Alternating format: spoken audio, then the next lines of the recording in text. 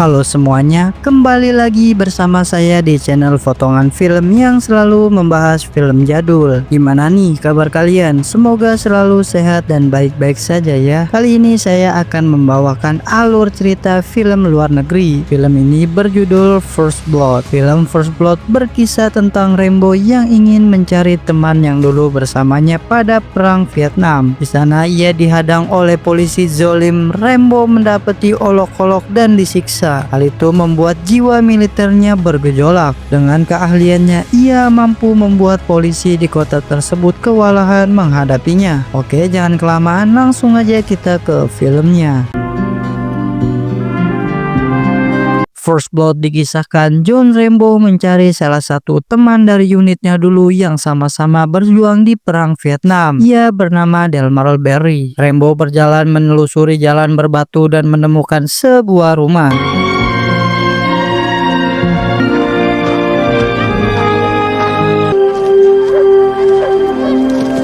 Rambo bertemu dengan seorang wanita parubaya yang merupakan ibu dari Delmar. Sang ibu itu menjawab jika Delmar tidak ada. Namun Rambo mengira jika ia salah alamat, maka ia menunjukkan alamat yang ditulis oleh Delmar. Can you tell me this where Delmar Barry lives? He ain't here. Yeah. You can see that's Delmar's writing. Namun sang ibu menegaskan jika Delmar telah meninggal karena sakit kanker yang dibawanya dari Vietnam. Rambo cukup sedih dengan hal itu. Kini dia satu-satunya anggota tim yang masih hidup. He died. What? Died how? Cancer. Selanjutnya Rambo yang mantan anggota elit pasukan khusus Angkatan Darat Amerika Serikat itu melanjutkan perjalanan ke kota Hope di Washington DC. Dia jalan kaki dan mencari makan di kota itu. Namun di jalan Rambo dihadang oleh sheriff setempat bernama Will Telsel.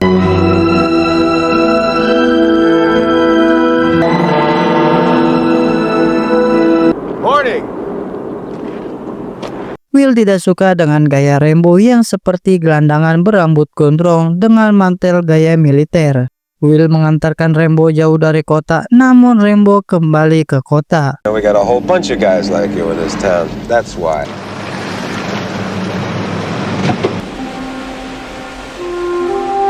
Melihat Rambo berbalik arah, Will memeriksanya. Setelah mengetahui Rambo membawa pisau tempur besar, Rambo pun dibawa ke kantor polisi setempat.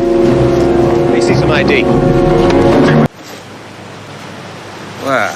Why would you be carrying a knife like this? Hunting. Sesampainya di kantor, Will menyerahkan Rambo kepada atasannya bernama Art Gold untuk diinterogasi. Di sebuah ruangan, Rambo dejavu dengan masa lalunya saat itu ia berada di perang Vietnam dengan siksaan yang kejam.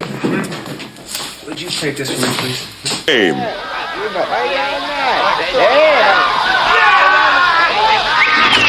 Di saat ditanya namanya, Rambo mulai tidak kooperatif, dan ketika disuruh untuk menempelkan sidik jarinya, Rambo pun tidak mau. Roll it across. Roll it. Roll it. Don't put your goddamn hand down there. I'm gonna break it off.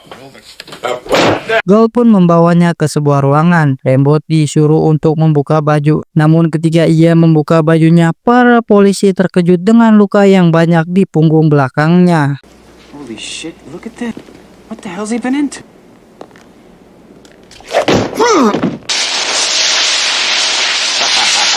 Di saat Gal ingin memotong brewoknya si Rambo, ia pun teringat kembali dengan kejadian yang dimana dirinya di perang Vietnam.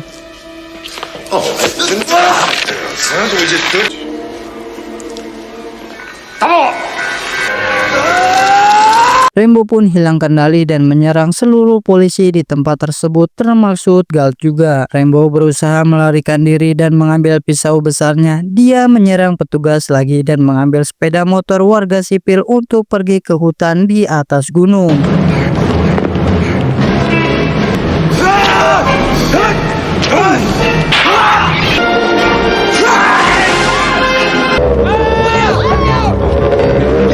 Will sempat mengejar namun mengakhirinya karena mobilnya terbalik.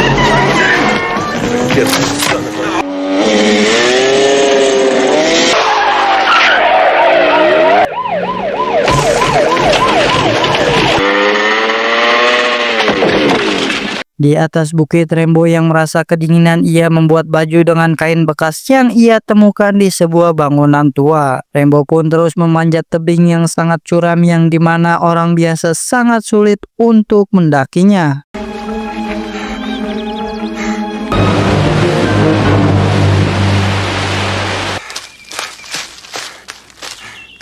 Will pun meminta bantuan agar membawa anjing pelacak untuk mengejar Rambo. Will datang dengan anjing pelacaknya menelusuri hutan.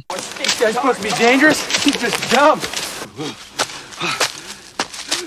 Sementara Rambo yang sudah terpojok, ia pun menuruni tebing. Galt pun datang dengan membawa helikopter dan menyerang Rambo di dinding bukit dengan bergelantungan.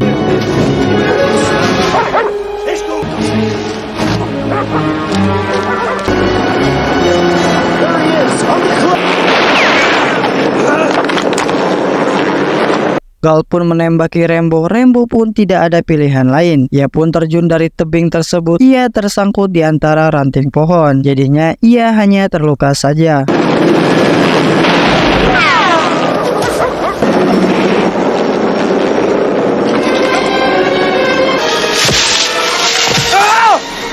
Dan di bawah, Galt masih menembaki Rambo. Namun Rambo bersembunyi di balik pohon. Melihat ada kesempatan, Rambo pun melemparkan batu ke arah helikopter tersebut dan mengenai kaca pengemudi hingga oleng membuat Galt terjatuh.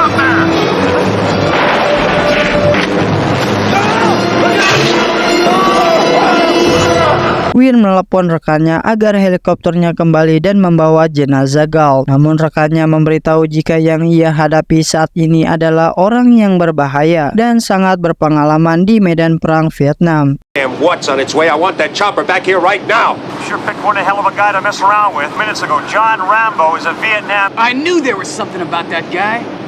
Mendengar itu, para anak buah Will ketakutan, namun Will yang keras kepala ingin membalaskan dendam atas kematian sahabatnya Galt.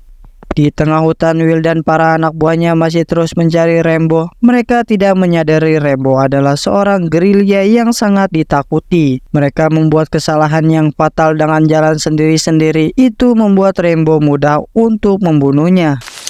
Do some hunting. Hunting him? He's hunting us. Spread out, damn it! I said 50 feet! Salah satu anak buah Will bernama Mitch berjalan sendiri di balik pohon besar. Ia berhenti sejenak, namun dari bawah Rambo datang dan menikamnya.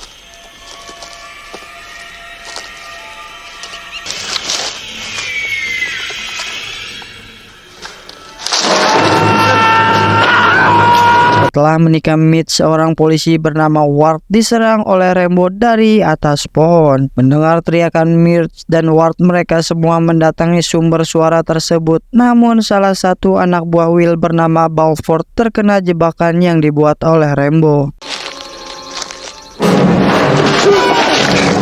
This way. Will! I got it!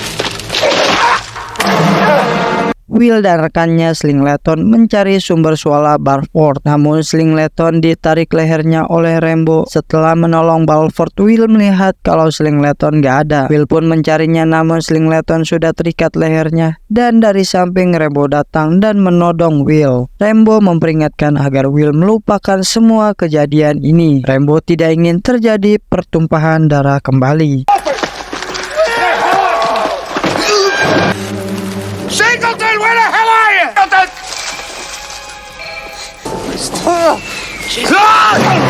Let it go.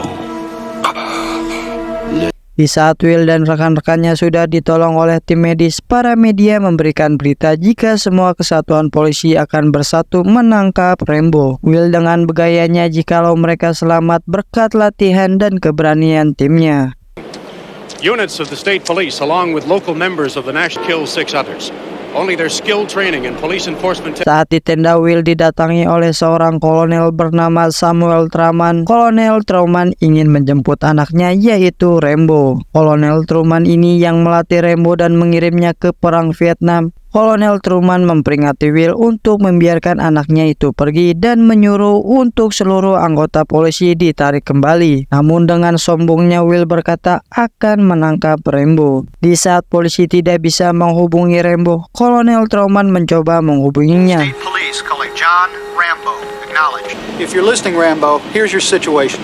You are surrounded. Rambo, Mesner, Ortega. This is Colonel Troutman.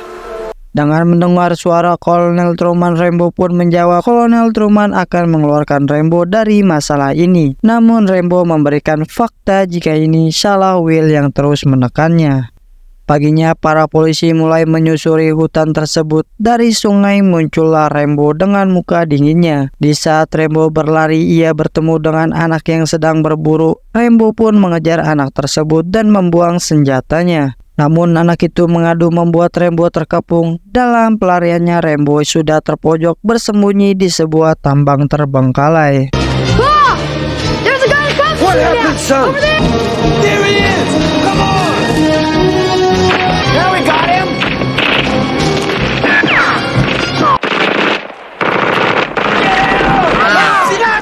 Salah seorang polisi menembakkan sebuah peluru meriam ke arah bangunan tersebut, yang membuat bangunan tersebut runtuh dan Rambo pun terkubur di dalamnya.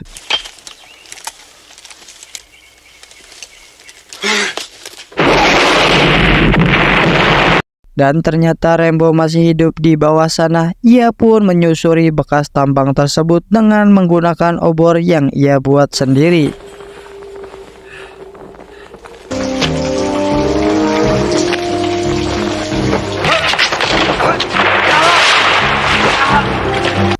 Saat menyusuri lorong, Rambo bertemu dengan tikus tanah yang menyerangnya. Namun Rambo berhasil kabur dari lorong tersebut. Singkatnya, Rambo pun menemukan jalan keluar dari lorong tersebut. Ia melihat masih banyak polisi yang mencarinya.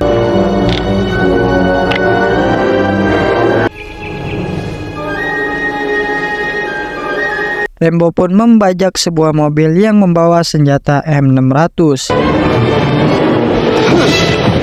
Alright, what do you got in the back, Robert A? M60.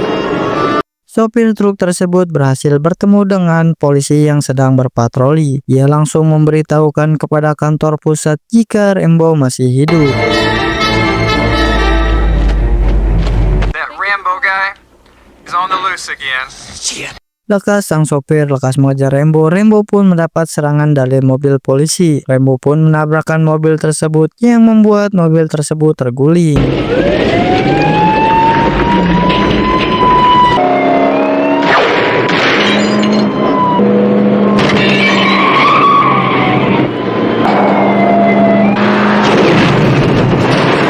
Para polisi sudah menunggu di tengah jalan, namun Rambo menabrakkan mobilnya. Setelahnya Rambo pun menabrak pom bensin.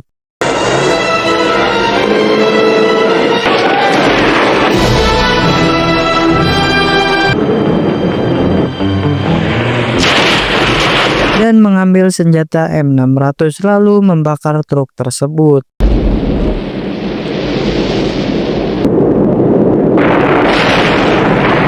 Melihat ledakan itu, Will segera memperingatkan siaga kepada warga sipil dan mengerahkan seluruh anggota polisi untuk meringkus Rambo. Namun Kolonel Truman datang untuk mengingatkan kepada Will untuk melupakan semuanya. Namun Will masih keras kepala ingin menangkap Rambo. Mula-mula Rambo menyerang gardu listrik yang membuat listrik padam.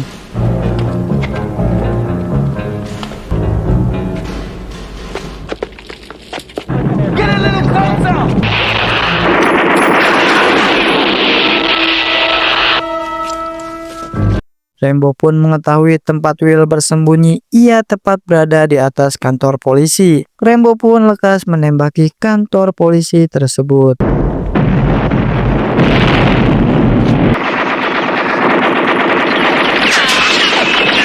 Dari atas, Will pun sudah keringat dingin mendapatkan serangan dari Rambo. Rambo pun masuk ke dalam kantor polisi tersebut. Dari atas, Will ingin menyerang Rambo, namun Rambo terlebih dahulu menembaki Will yang membuat Will terluka. Di saat Rambo ingin membunuhnya, Kolonel Truman datang untuk menghentikannya.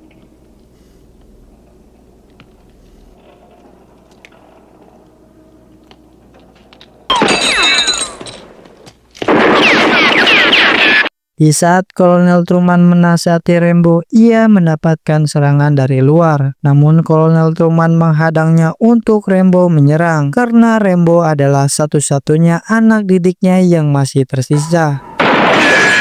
Hold your fire! Mission is over, Rambo. Do you understand me? This mission. Rambo pun meluapkan semua emosinya. Ia masih teringat-ingat kejadian yang menimpa teman-temannya pada saat Perang Vietnam, yang membuat Rambo kecewa dan menangis jika mengingatnya.